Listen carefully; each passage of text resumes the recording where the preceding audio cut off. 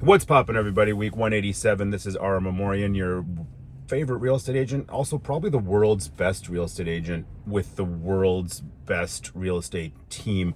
Last time I checked the stats, the Spring Team was the best in the entire world. Like Frederick Eklund, Ryan Serhant, they're like a little bit behind the Spring Team.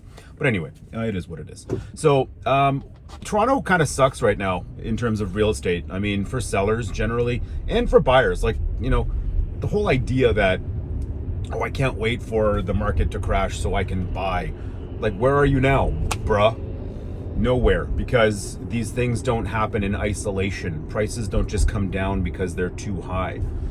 They come down because of some sort of external trigger, like interest rates making shit more expensive.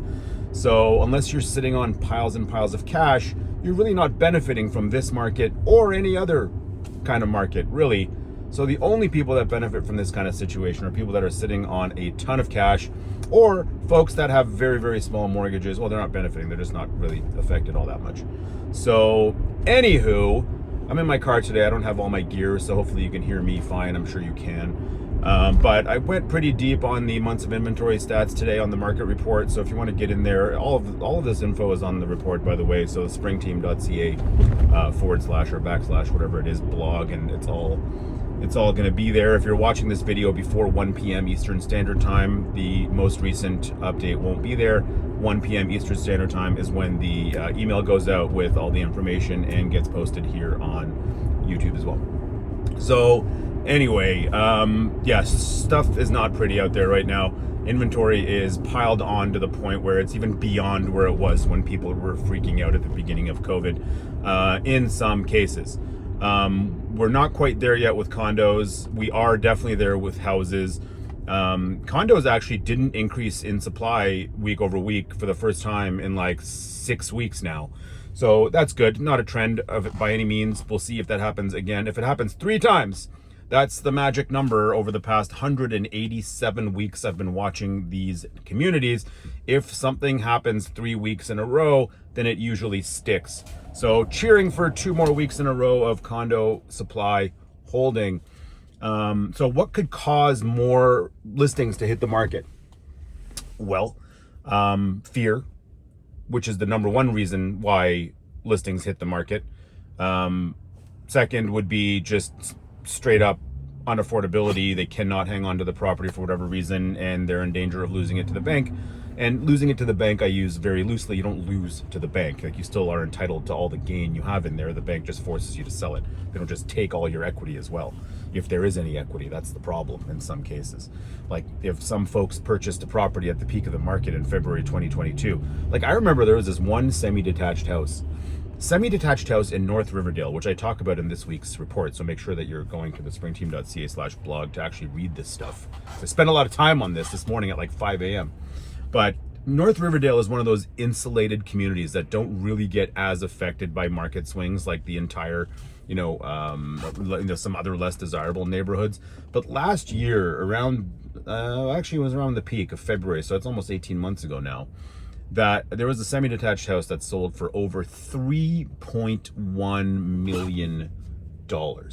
That was huge even for then. Like, there was no comparables then. That house would sell for maybe $2.3 million right now.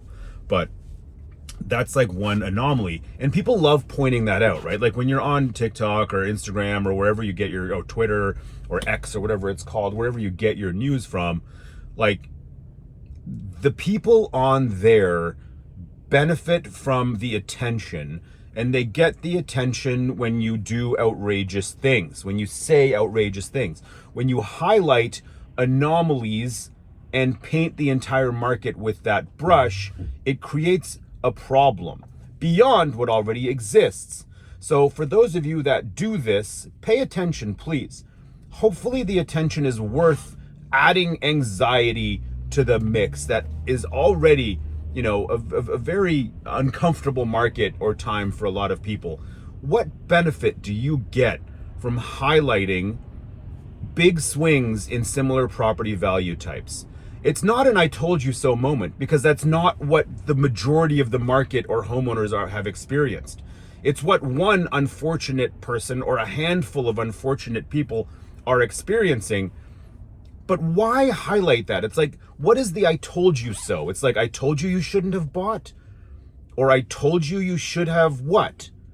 Like, at that time when the market was doing what it was doing, that's what was necessary to get that property. Now the property is worth less. So if you need to sell, that's a problem for you. Like, why further rub it in by highlighting that problem for somebody? But the majority of those people aren't selling. They don't need to sell. Some do, and the freaking online troll community is just absolutely loving these moments.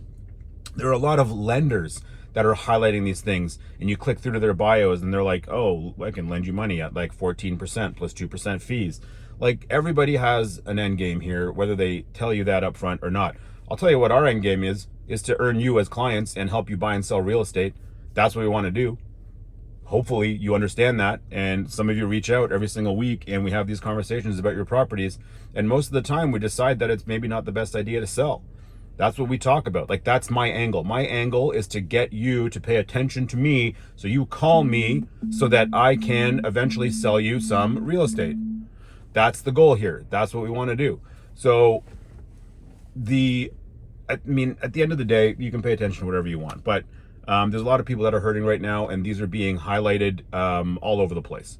So you can pay attention to that or not, whatever it is, what it is. If you're somebody that is hurting, if you're in a position where you don't know if you can hang on to your property, let's talk about it. I'm not going to make you sell. I'm not going to force you to do anything you don't want to do. Obviously, you're your own person. You can make your own decisions. But what I do want to do is help you understand the options that are available. Sometimes it might be worth, making a slight improvement to the property to help it generate more income for you, like adding a basement apartment, or if there's already a rough in, just like it's a lot cheaper to do a lot of these things that people don't realize. So depends on what your needs are. If you need a whole bunch of cash right now, if you have like a debt to someone like the government or whoever it is, maybe it does make sense to sell. But if you don't have any immediate need for the equity that might be in the place, and you're going to sell because you are just fearful of where the market is going, that may not be like the best position to put yourself in, because you will be kicking yourself down the road if you sell because you're just scared, because there is going to be an end to this kind of uncertainty. And let's really talk about the market though. Like, prices aren't being slashed like your favorite car dealer would just slash all over the place. Like, that's just not really what's happening out there.